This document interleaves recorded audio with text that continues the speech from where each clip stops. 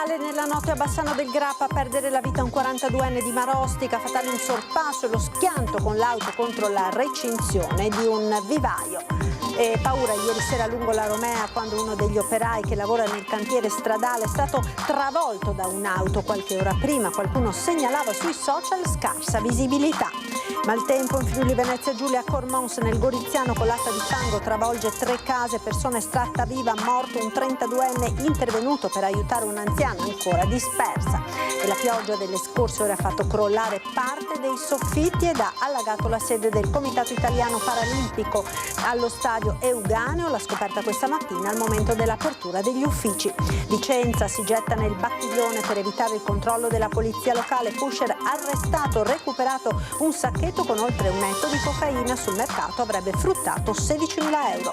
È rientrata a Cassola l'urna con le ceneri di Stefano Farronato, l'alpinista morto con un compagno di scalata in Nepal. L'ultimo saluto mercoledì pomeriggio. La politica con il botta e risposta a distanza tra Salvini e Zaia. Domani intanto firma delle prime 4 preintese sull'autonomia, ma per il candidato del centro-sinistra Manildo non è che propaganda elettorale. Questa mattina è arrivata la prima neve sul Monte Verena, notizia accolta con entusiasmo in tutto l'altopiano che sta ultimando i preparativi in vista della stagione sciistica alle porte. Ben ritrovati con l'edizione del Veneto dei nostri telegiornali, questi dunque i titoli. La cronaca ora in primo piano con l'ennesimo incidente mortale sulle strade del Veneto, si è verificato nella notte a Bassano del Grappa. Ancora sangue sulle strade, a perdere la vita Massimo Perdoncin, 42 anni di Marostica. L'uomo attorno alle 2 di notte stava rincasando quando, percorrendo Viale Vicenza a Bassano, in fase di sorpasso ha perso il controllo della Jeep che stava guidando, finendo prima contro uno dei platani che costeggiano la strada lungo l'opposta corsia di marcia, per poi essere sbalzato dall'altro lato della carreggiata, sfondando la recinzione di un vivaio. L'auto si è capovolta ed è andata completamente distrutta. Per Perdoncin non c'è stato nulla da fare. Terribile lo scenario che si è presentato davanti agli occhi dei soccorritori. I vigili del fuoco hanno estratto il corpo del 42enne dalle lamiere dell'abitacolo e i sanitari, giunti nel frattempo, non hanno potuto far altro che constatarne il decesso. Sul posto, per i rilievi, i carabinieri che ora stanno ricostruendo l'esatta dinamica dell'incidente stradale, l'ennesimo con esito mortale. I militari non escludono alcune ipotesi, dal malore al colpo di sonno all'alta velocità, senza tralasciare nemmeno le condizioni dell'asfalto, pessime a causa della pioggia battente. E paura ieri sera lungo la Romea quando uno degli operai che lavora nel cantiere stradale è stato travolto da un'auto. Qualche ora prima qualcuno segnalava sui social scarsa visibilità. Un operaio è stato travolto lungo la Romea mentre lavorava nel cantiere dove sono in corso i lavori di manutenzione sul ponte del canale Fossetta a Chioggia. A investirlo un automobilista che avrebbe invaso le aree di cantiere. Con tutta probabilità la persona al volante si è accorta troppo tardi della presenza dei lavori in strada, forse anche per la scarsa visibilità o la velocità elevata. Questo potranno chiarirlo solo le indagini. Il lavoratore, spiega in una nota ANAS, gestore della strada e del cantiere, è stato prontamente soccorso e trasportato all'ospedale non in gravi condizioni. Sulla dinamica dello scontro sono ora in corso gli accertamenti delle autorità con la collaborazione della direzione lavori di ANAS. Poco prima c'era chi segnalava sui social la scarsa visibilità in un cantiere che spesso è stato oggetto di discussione, come fa presente il consigliere comunale di opposizione Montanariello. Un incidente che scuote quello sulla Romea, un incidente su una zona che ci si passa quasi tutti i giorni. Credo che vada sicuramente data vicinanza all'operaio travolto e alla sua famiglia, vada assolutamente fatta chiarezza sul perché succedono queste cose. Ricordiamocelo che le ditte che lavorano lì sono ditte che prendono appalti pubblici e quindi anche il committente dovrebbe avere le antenne dritte su come si opera all'interno delle proprie commesse. E dopo ricordiamoci che la sicurezza sul lavoro, come abbiamo sempre detto, non è un optional. Spero che si faccia chiarezza e che una volta per tutte entri nella logica che non ci si può lavorare non in sicurezza, perché poi quando succedono le disgrazie sul lavoro sono all'interno delle nostre famiglie, non è mai dall'altra parte. Quindi piena solidarietà, vicinanza. Nel tratto in cui si è verificato l'incidente sono in corso operazioni di asfaltatura che, come da programma, si svolgono appunto in orario notturno. La fase successiva è programmata per la notte di giovedì 20 novembre, quando ANAS dovrebbe eseguire le prove di carico statiche sul ponte, propedeutiche al collaudo e al completamento dei lavori di manutenzione dell'infrastruttura. Ed ora l'ondata di maltempo che ha travolto il Friuli Venezia Giulia, epicentro a Cormons nel Goriziano, dove una colata di fango ha travolto 3 case, pesantissimo il bilancio, una persona è stata estratta viva dalle macerie, un 32enne è morto e risulta ancora un'anziana dispersa.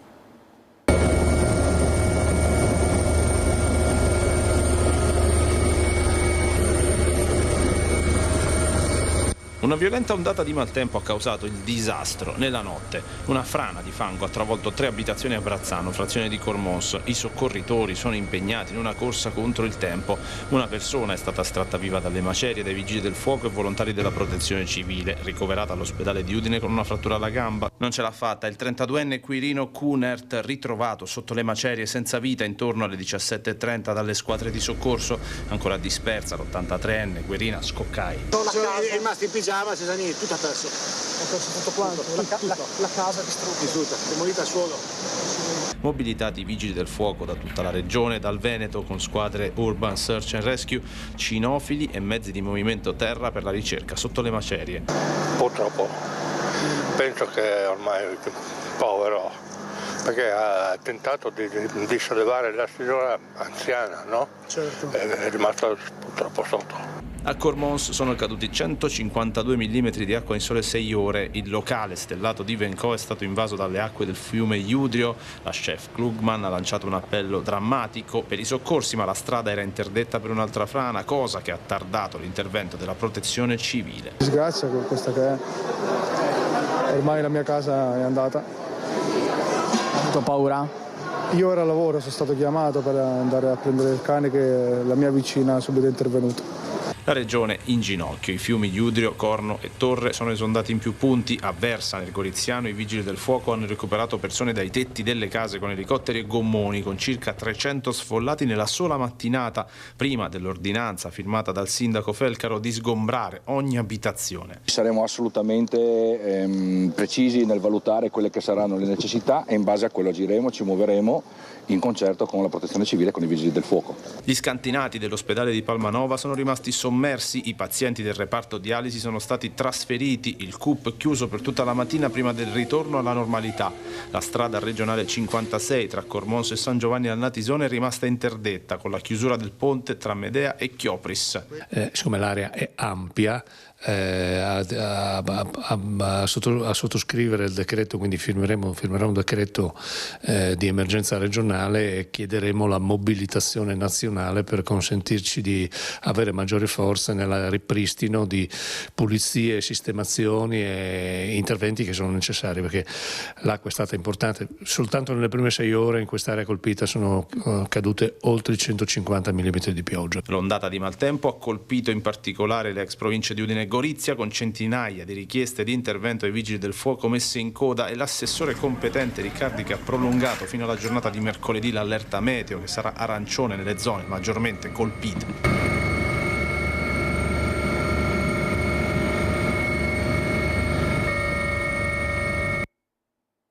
E la pioggia delle scorse ore ha fatto crollare parte dei soffitti ed ha allagato la sede del Comitato Italiano Paralimpico Veneto allo stadio Euganeo. La scoperta questa mattina al momento dell'apertura degli uffici. Pezzi di cartongesso caduti a terra, vistose chiazze di acqua. Ecco come si presentava la sede del Comitato Italiano Paralimpico Veneto allo stadio Euganeo quando le dipendenti hanno aperto gli uffici dopo la chiusura del fine settimana.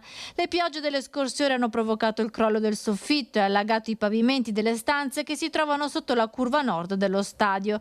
Il crollo è avvenuto in un momento in cui la sede era chiusa, ma la preoccupazione è tanta visto che sarebbe potuto avvenire anche in orario d'ufficio, mettendo a rischio l'incolumità l'opportunità dei dipendenti. Il presidente del CIP Veneto, Davide Giorgi, ha già contattato l'assessore allo sport di Padova, Diego Bonavina, che si sta interessando per ripristinare gli spazi che attualmente sono stati dichiarati inagibili. Sembra che a causa dei lavori che abbiamo sopra le tribune per l'installazione dei seggiolini e delle sedute sia ceduto il tutto. Quindi stiamo confidando adesso del fatto che l'impresa che sta svolgendo i lavori possa ripristinare quanto prima la sede, però non abbiamo ad oggi un giorno, una data da assicurare, per cui assicurare l'apertura. Quindi insomma confidiamo sull'intervento del Comune. Il danno è da quantificare. Le impiegate del CIP che hanno scoperto il crollo nel frattempo si sono attivate con scoppe e secchi per tamponare la situazione, ma al momento la sede resta chiusa. Ed ancora nessuna notizia sulle sorti di un base jumper finlandese di 35 anni dato per disperso nell'area del Civetta in una zona che ricade nel comune di Taibon a Gordino. Dell'uomo si sono perse le tracce venerdì scorso e a dare l'allarme è stato un amico che ha mobilitato i soccorritori che hanno perlustrato finora senza esito tutti i bivacchi presenti in zona e le aree frequentate dagli appassionati di lanci con la tuta alare. Purtroppo la pioggia caduta nelle scorse ore e la neve scesa ai 2200 metri di quota hanno reso difficili le operazioni, coinvolti nelle ricerche, oltre alle forze del soccorso alpino anche la Guardia di Finanza e i vigili del fuoco. È rientrata a Cassola l'urna con le ceneri di Stefano Farronato, l'alpinista morto in Nepal. L'ultimo saluto mercoledì pomeriggio. Ci sarà anche la camera ardente per la cerimonia dell'ultimo saluto a Stefano Farronato, alpinista e arboricoltore, morto ai primi di novembre in Nepal assieme al compagno di scalata Alessandro Caputo. I due stavano tentando l'ascensione al Monte Pambari e sono stati sorpresi da un'intensa nevicata. Il rito funebre in forma laica si svolgerà questo mercoledì all'Auditorium Vivaldi di San Giuseppe di Cassola. La camera ardente sarà aperta alle 14.30 e dalle 15.30 inizierà il commiato. Al saluto iniziale del sindaco Gianantonio Stangerlin seguiranno una decina di interventi di familiari e amici e la proiezione di alcuni filmati che ricorderanno le imprese e le passioni di Farronato. A Cassola sarà luto cittadino e le bandiere presenti nelle sedi comunali e negli uffici pubblici rimarranno mezz'asta per tutta la durata del funerale. Per consentire la maggiore partecipazione di persone sarà installato un maxischermo nel giardino dell'auditorium. I parcheggi utilizzabili saranno quelli della scuola Marconi e della vicina area commerciale. Al termine della cerimonia sarà l'ex parroco di San Zeno, Don Stefano Caichiolo, ad impartire la benedizione sulla salma di Farronato, che nei giorni scorsi è stata cremata in Nepal e poi riportata a casa dalla sorella Martina e dalla compagna Angela. L'urna sarà deposta nel cimitero di San Zeno, vicino alla tomba del Papa Bertillo, mancato alcuni mesi fa e nel cui ricordo Stefano era partito per la sua ultima scalata. Si getta nel Bacchiglione per evitare il controllo degli agenti. Pusher arrestato dalla polizia locale, è accaduto a Vicenza. Per scappare dagli agenti della polizia locale che lo braccavano si è gettato nelle acque gelide del fiume Bacchiglione, finendo poi per essere bloccato e arrestato. L'episodio è accaduto sabato pomeriggio tra Viale Dalviano e via Bacchiglione. Protagonista della fuga un giovane di origini tunisine che alla vista della polizia locale che stava procedendo a un controllo è scappato improvvisamente all'interno del parco Padre Uccelli, scavalcando la recinzione dell'area verde. Il giovane ha gettato un sacchetto per poi tuffarsi a sua volta nel corso d'acqua. Per darsi la fuga si è gettato letteralmente all'interno delle acque del Bacchiglione. I nostri operatori lo hanno seguito lungo le ripe e quindi al fine proprio di bloccarlo e anche di trarlo in salvo evidentemente.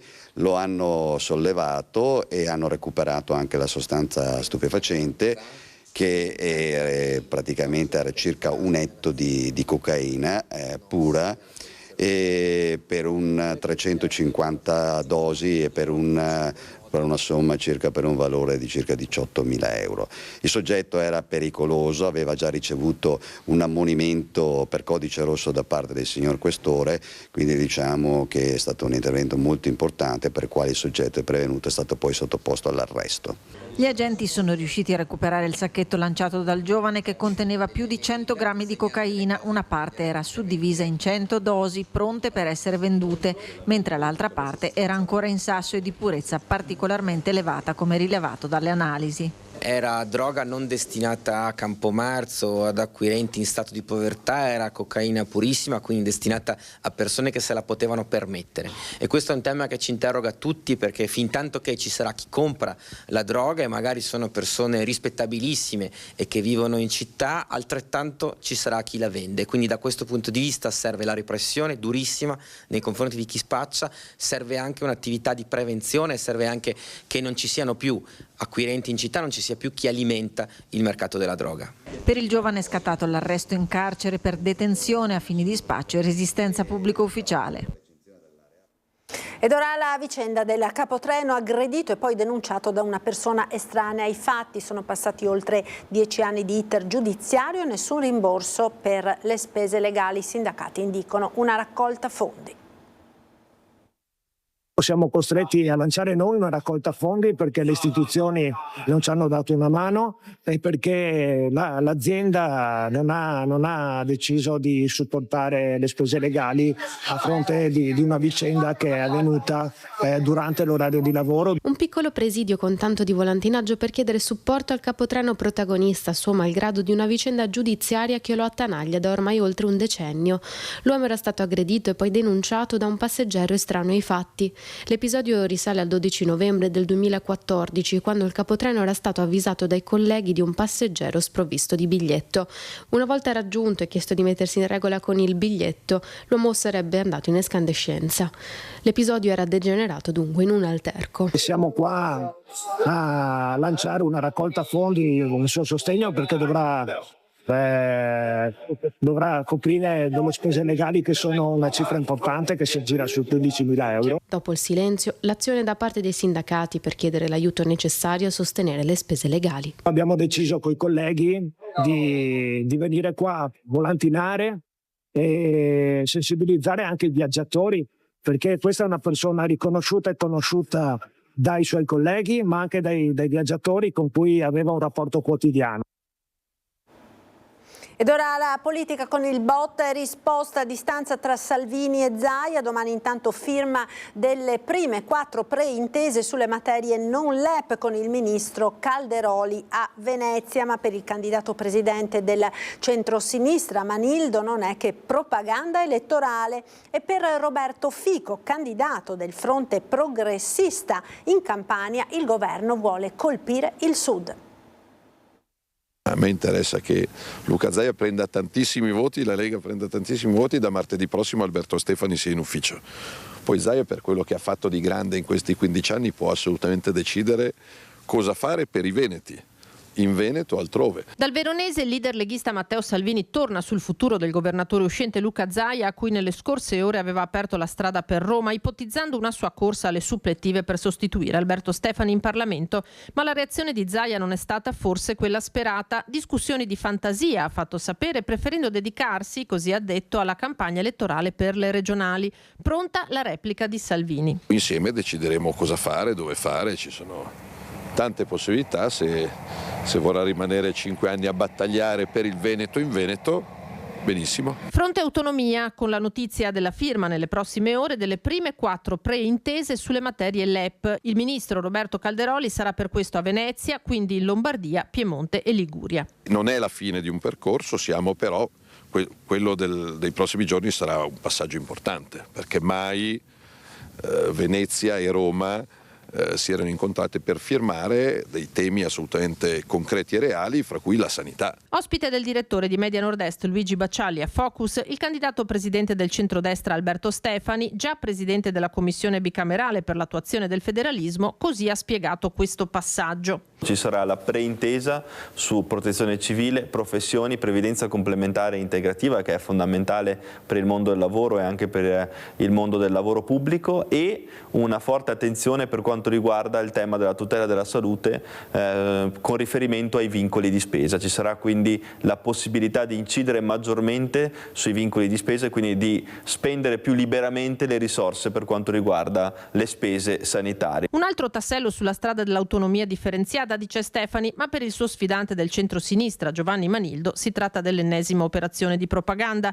Un'ultima miracolosa preintesa attacca Manildo come se improvvisamente fosse tutto risolto. Ma davvero pensano che i veneti possano crederci ancora? Si chiede. È un Manildo che da centrocampo cerca con decisione di spostarsi nell'area avversaria, quello che intraprende l'ultima settimana di campagna elettorale. La madre di tutte le battaglie leghiste, conclude, non è che un fallimento. Il tutto nella giornata in cui Stefani lancia la sua iniziativa in materia di sicurezza, Veneto Sicuro, per contenere il fenomeno furti e baby gang, ma da Manildo un'altra frecciata sull'effettiva mancanza di fondi a disposizione per mantenere in calza tutte le promesse fatte.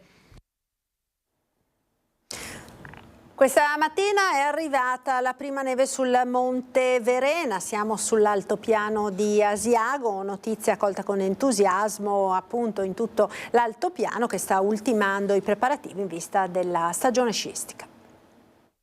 Come era stata annunciata, la prima neve sull'altopiano dei 7 comuni è caduta nelle scorse ore. Le cime del Monte Verena si presentano già completamente imbiancate. Si respira entusiasmo in tutto il territorio. Che nevichi già a novembre è un segnale di buon auspicio per un inverno con quantitativi più copiosi e duraturi. Intanto ci si prepara alla stagione sciistica ormai alle porte e notizia migliore non poteva arrivare. Un evento che fa ben sperare la montagna veneta. Maggiore sarà la neve, maggiori saranno gli impianti che potranno entrare in funzione. Una buona dose di collaborazione da parte del meteo sarà perciò fondamentale. L'atmosfera è quella dell'attesa, è già quasi tutto pronto tra albergatori, commercianti e strutture che affinano gli ultimi dettagli in vista dell'avvio della stagione. Ed è tutto per questa edizione, grazie per essere stati con noi. Le previsioni del tempo come sempre dopo la sigla. Buon proseguimento.